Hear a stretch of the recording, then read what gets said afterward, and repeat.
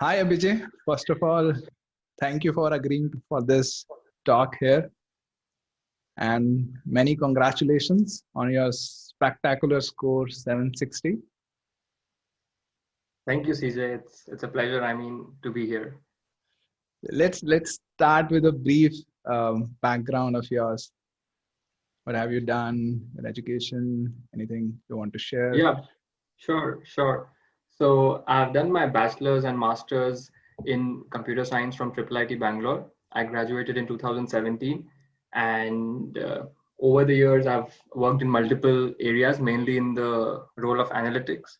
And currently I'm based in Paris, working as an analyst at a construction tech firm.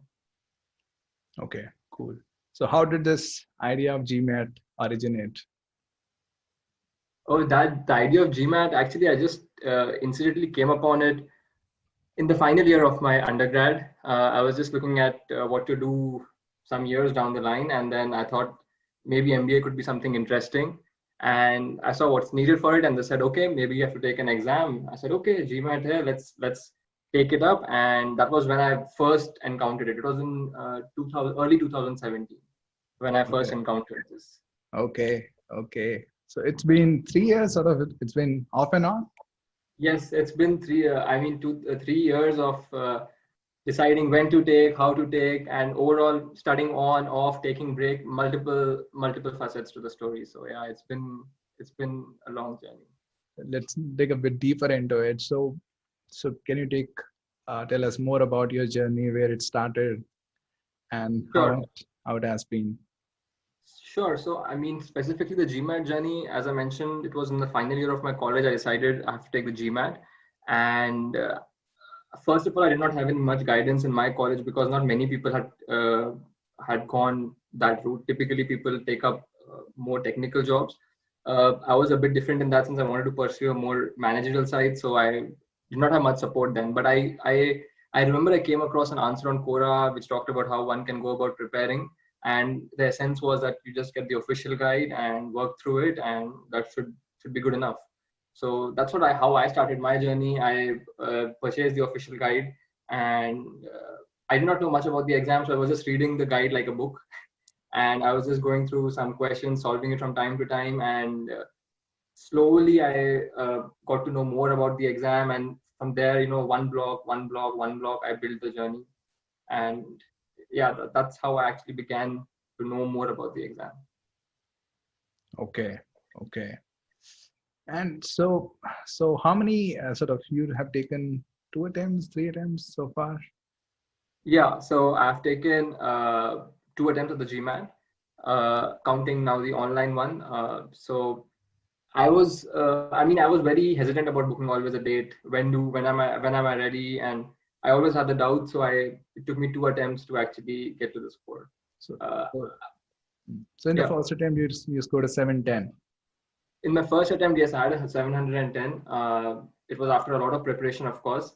And also, I had also rescheduled my exam due to multiple reasons because I was working even full time and I was not really sure if I would get the score. So I really wanted to be at my best when I give the exam. So I actually rescheduled it multiple times.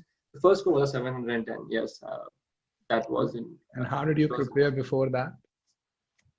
So before that, I was, as I said, I did not have any particular strategy. I was just solving the official guide, and I just felt that okay, let me just. I was not sure if I was really learning, So I also then came across GMAT Club where I started reading about how people have gone about their journeys, and from there I started to understand more about the sources which people have used. For example, it was then after scoring, I was actually scoring around 600 something in my mocks. So I knew that there was something missing. So I just went on to GMAT Club, and there I looked at the different resources. So some people suggested some online courses, and some people said that maybe the books are the best. So I was taking one thing at a time and experimenting with it, how it goes. In all, I've really tried a lot of prep materials. So that 710 journey was about trying different stuff and seeing what worked for me. And yeah, I tried many different materials actually. So you took different courses? Yes, so I actually first enrolled. I started my journey. I think it was Magoosh. I remember. I signed up for their course, and I mean, for me, it was really something different because I was tired of reading books actually. So I wanted like more like a video course, and I think that was Magoosh helped me back then. I also then after that I saw that I need something else as well. Given the reviews of different courses, I also signed up for EGMAT. I took their course. I found the SC course helpful of that, and then I found that I also needed to add some more books to my arsenal. So I ended up using the Manhattan Guide, the sentence correction guide, and then Power Score CR for improving critical reasoning. For RC, I did not have any specific book. At least in my 710 attempt, I did not have any even strategy, I would say. Right, right.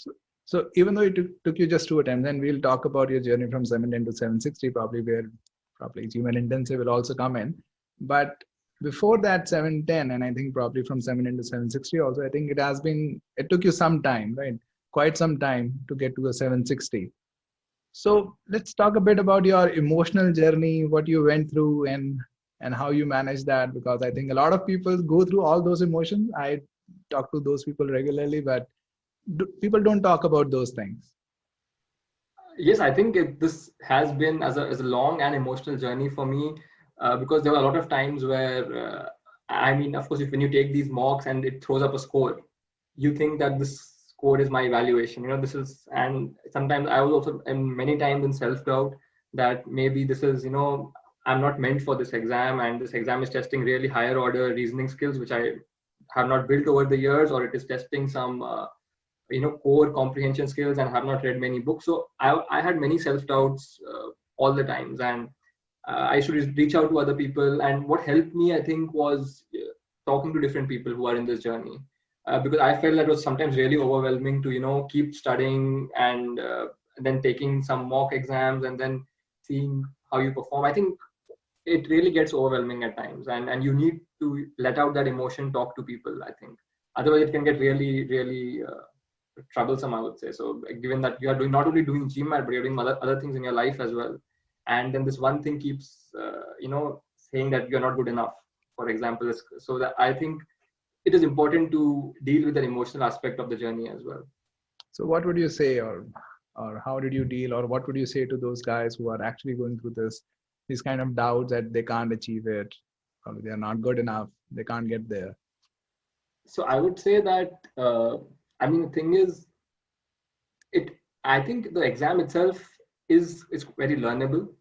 What it needs is, I think, patience. I mean, if you see, my journey is quite long as well. So many people, I feel, and initially even I was very impatient with my strategy. For example, I was like looking to solve more number of questions, keep and hoping that, okay, let me see that at least in a mock I want to see that 700 plus score flash. But I think patience is what would actually give one would let one actually explore the depth of this exam. And the second thing which helped me was, I would say, connecting with people who are in a similar stage as mine, and just exchanging thoughts about the exam with them, like, or people who have actually got the score, talking to them and seeing how they dealt with it and what they felt, and just stay motivated. I would say even reading debriefs on GMAT Club in your free time is a good thing to do, because it talks about how people have had their journeys, and that shows that that just hang in there, it will come someday. So I was always of that opinion, and even though I felt dejected at times, I did not let that hold me back. Right. Okay, that's nice. So, and now let's talk about your journey from 710 to 760. So I think you were at 710 for quite some time, and then you have recently made it to 760. So what do you think sort of kept you stuck at 710, and what brought this change from 710 to 760? So I would say there are many things which were actually instrumental in bringing this change. I actually did not think of this immediately, but after I got a score, I took some time to think about these and reflect on them. And I think number one, I think would be the mindset. I think I had a different mindset this time for when I took the test. So earlier, whenever I was going into the test, I was always of the opinion that I have to get that 700 plus score, 740 score. I had some number in my mind always, and I think that's and what that does, it builds fear inside you, because you then tend to think, what happens if you don't get that score? what happens if, and then what I did was this time I tried to make myself comfortable with the uncomfortable. I asked myself some questions like, what will happen if I don't get the score? I mean, it was what worst case, maybe I will not go to a business school this year. Even worst case, maybe I not attend a business school at all. I mean, that's also a possibility. But and then I thought about alternatives, and I said I would be happy with those alternatives. So in that sense, I was very comfortable going that okay, if it doesn't happen, it's okay. I mean, it's not the end. Related to that, second thing which I did this time was I actually, it may sound a little counterintuitive, but I actually subordinated the GMAT to other things in my life. So I was earlier when I was prepping, especially when I was in my undergrad, I had more time. So it was like GMAT was everything then, you know. But when with time, I realized that that I cannot make it the prime motive of my life, studying for this exam. So what I did was, actually this learning actually didn't come about me, come directly to me. It was from my gym trainer who actually told me, because I told him that for these 3 weeks I'm not going to be working out and I'm going to be only studying. And he says, why do you want to do that? And then I told him that this is an important exam to help you get admissions into these schools. And then he says, well, he told me that today you're talking about an exam. Next day you will say that you want to get a promotion at job. You don't want to work out for another 1 month. Then you will say that I have some important work coming up. I have my marriage. I mean, the list never ends. So I think that was really great the way he put that. And then I took that up and I realized that I'm not going to make this the main thing in my life. It is going to be just another thing in my life. So with that mindset, I was really relaxed when I took the test, and I was ready to face any failure that would have come. So I was very comfortable going in. Of course, not to mention that I say these two things, that does not mean that my skills did not improve over this time. There was also a component where I saw my skills improve, and it was, I think, because of the core learnings, some of them which came from the GMAT intensive course, and I actually enjoyed the course as well, which is why I could even pick up things faster. So I think that was also a game changer. Okay. So you mentioned three things. One is that you were comfortable with the other alternatives, that okay, even if it doesn't happen, it doesn't happen. It's not going to sort of completely sort of just undo your life or something that is going to, yes, right? It's going to have a fatal impact on your life. It's not a life death scenario. So I think I could very, very easily relate to that, because when I sat for CAT, I had the same perspective that, okay, even if it doesn't happen, I'll go and do an MCA. I was very fine with that. And with that mindset, I was really calm throughout the exam, and it eventually worked. So that is really something that I could relate to, that not making yeah, I think it's very important to imagine yourself in that place where this thing doesn't happen. So if this right. thing doesn't happen, how would your life be? And if you say, yeah, I would be still working, I would still be fine, I would be happy, so it's okay if it doesn't happen. Yeah. And once you have that in your mind, you are Right. going to, you're not scared, you're not afraid Right. of, and that is what's very important, I think, because with this time pressure and this exam going on, you tend to, your emotions tend to overcome you. I think that is, these thoughts keep you in control. I think that was important when I thought about it this way. Right. And I think the second point was also really important, because a lot of time I see that people make GMAT the center of their lives, that everything revolves around GMAT. They're not doing any workout, they're not doing anything else that they enjoy. They're just doing GMAT, and every time they're just worrying, okay, I'm devoting so much of my time. I put my life on hold. If it doesn't happen, then what? Right. So Exactly. they are constantly worried about that, because they are not doing anything else that they enjoy doing. Before, I mean, at my in my journey, I was at this stage as well, like solely devoting time to GMAT, that only I will be doing GMAT and nothing else. Once GMAT happens, I will do XYZ. I think once this will happen, I will do XYZ is really, I mean, that's the wrong way to go about the exam, because then you are only putting up more pressure on yourself. So right. I think that those things, those ideas, which when I used those, I was really, I was quite calm and composed during the exam. Right. Okay, so now let's focus a bit more on the skills part. So you're already at a 7th, and you already had sort of very good skills in place. And you then improved to 760, of course. So how did the skills improve? So again, let's focus on that aspect. So I think with the GMAT intensive course, the number one thing for me was reliving the classroom experience, because I felt that in my journey, this was what was missing.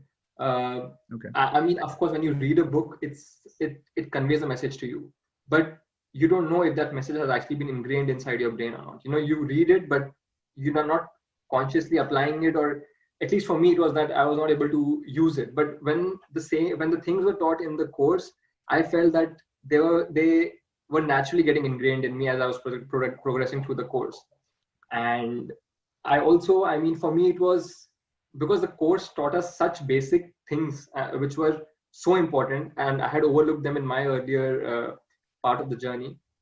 I think that was very crucial to realize, first of all, that this is important, and then how to build that skill, and start slow, and the remaining multiple strategies which were taught during the course. So I think that was really taking the time off to think about these things and consciously implementing them, and not only for GMAT but reading in general. For example, I was trying to apply these in different scenarios, and I think that helped. Other than that, I feel the course itself, the structure, like for example, the pre-drills, for example, I found them very useful. The reason why I say that is because the way the course is structured, where we actually have a limited questions which we solve during the session. But the pre-drills, what they do is they test your, like they gauge your understanding before the session, and actually you can go back and then reflect upon what things did you learn new from the session. So that, because I was answering, if you see my posts on the forum, I actually answered all the questions there. So I would go back and then relate to things which I was missing earlier, and then consciously making, oh, I was wrong here, okay, this thing could be corrected. So it was like grabbing those 5 or 10 points every time, learning something new. I think that was which was really crucial, I think. Okay. So anything specific with respect to, so I think you just went through the verbal course and then you took GMAT while the quant was still going on. So anything with respect to the verbal individual section, SC, CR and RC, that you would want to mention? Yeah, sure. So I think the course really taught me precision, which I would say is what you should build your foundation on. And I think the people who are going to be taking this course are going to be really lucky if they start their journey with this basic, because for me it was really unlearning a lot of things, because I had some predefined notions. But I would say precision is very important in both the sections, be it quant or verbal. Coming to specific strategies, I would say reading in general, for instance. Again, this is very important, the way how we read. How do if I can actually talk about so there are other things as well which I liked about the course. Maybe I can talk about them later, but I'll give some of the tips which I found really useful for me so for sentence correction, for example, in verbal. I think what helped me was the strategy of reading for structure and meaning together. I think this was really important because it not only helped me in one section, but even, for example, in complicated RC sentences. So the strategy of actually segmenting the sentence into each structure and then understanding the meaning, it took a lot of time, but I think in the end, it is really what made that difference. I was able to read sentences faster eventually on the exam. So that's one thing I would say for sentence correction. For critical reasoning, I would say I had this notion that you have to pre-think if you want to get the answer right, and I was really getting bogged down that why can't I pre-think, and I had this in my mind. So I would say for critical reasoning, again, honestly, if I had the basic blocks in place, of course, for each type of question, I had a different strategy, which was very specific to that question. But in general, I would say, doing a thorough analysis of the stimulus, not necessarily pre-thinking, but doing a thorough analysis of the stimulus and understanding was enough to get the question right. That was, I think, my takeaway, and I was doing that consciously, which was really beneficial.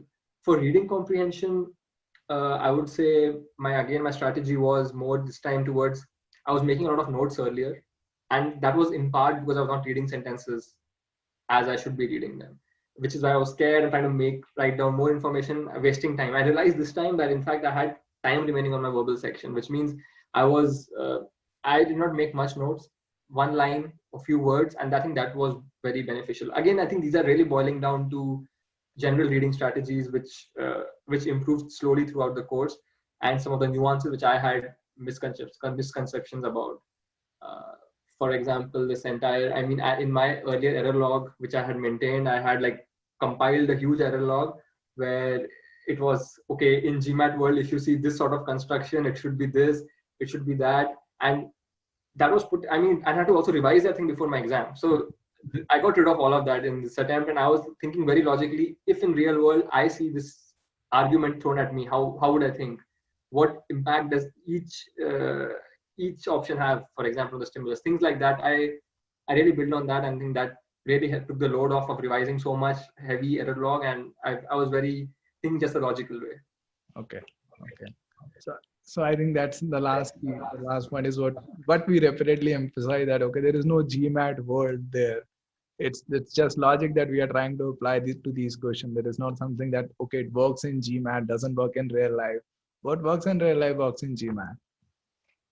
I mean, I was not very aware of this idea. I was always thinking about having that. How does, oh, in GMAT, if it is like this, then we have probably this answer could be correct. I mean, building those notions by myself, just overcomplicating things in my head. And I mean, that I really got rid of all of that this time and just focused logically on very basics actually. And in fact, the strange thing is this time I solved very less number of questions. In fact, I not solved so many questions as I've solved earlier. I was just trying to see everything going on in any question I would solve, and maybe not more than 100, I would say, few hundreds compared to many more which I solved earlier. So I think that was fewer questions spent, I think, with the course at least just 1.5 months. Yes. And, yes, I think it was really, I mean, from your mind that okay, this is a GMAT word, it works here, it doesn't work anywhere else, and all that. And then I think with the light mind, with the right mindset, I think you could get to where probably you wanted to be. Another thing I just want to mention was that what helped, I mean, the dedication of the instructors. I mean, Anish and you. I mean, I felt that I remember that we had sessions for 2 hours, but I would remember that both of you would stay till the end, till every student had his doubt cleared on that entire session. So I mean, that dedication also gives confidence to the student that, you know, that I can ask any doubt I have in this. So that actually creates a good sense of feeling when you're going to the exam, because now, you know, at least you think, you know, that whatever you have studied is clear in your head. So that otherwise, if you are in doubt, okay, maybe what if this question comes up? I'm not sure about that. So that kind of mindset also helps, you know, clear that, okay, I've cleared all my doubts which I had in the session. So let it throw whatever it can on me. I will do my best to attempt the question. So that also instills confidence. Okay. Thank you. Glad to know that. Any specific, before we really put an end to this, any specific advice that you would want to give to test takers? Yeah, I mean, number one advice which I would like to give to the people is be patient with this exam, because all of us start at different points. Some people started already high score, some people started at low score. So I would say give time to this exam. It is something which you can learn. It is not that you will not get to your score. You will get to that score. It's just people will take different time. And it took me a while, and it took me really hard lessons to learn that, struggling with different things. If I had made peace with the fact that I'm going to take time to get there, I think my journey would have been much more less stressful, I would say. So I would say be patient with the exam.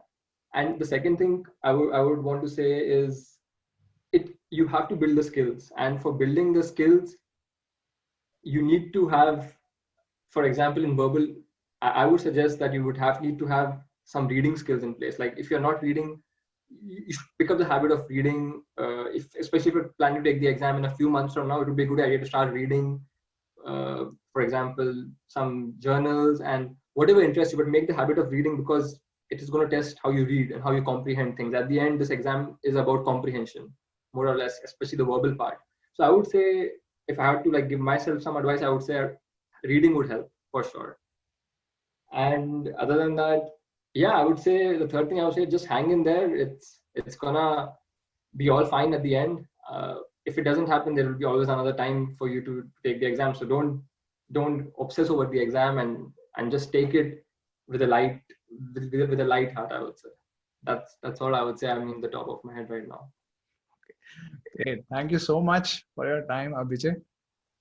Thanks, CJ. To you, and all the best for your B school application. Probably you're applying next year or this year? Yes, I'll be applying. I mean, I don't have the work experience right now, so I'd be waiting for a year before I apply. But I'm happy that my GMAT journey is done. It's been quite a journey, and I'd like thank you, CJ, for being a part of it, and Anish as well. I think it's all well now, and I hope I can make it to a good B school next year.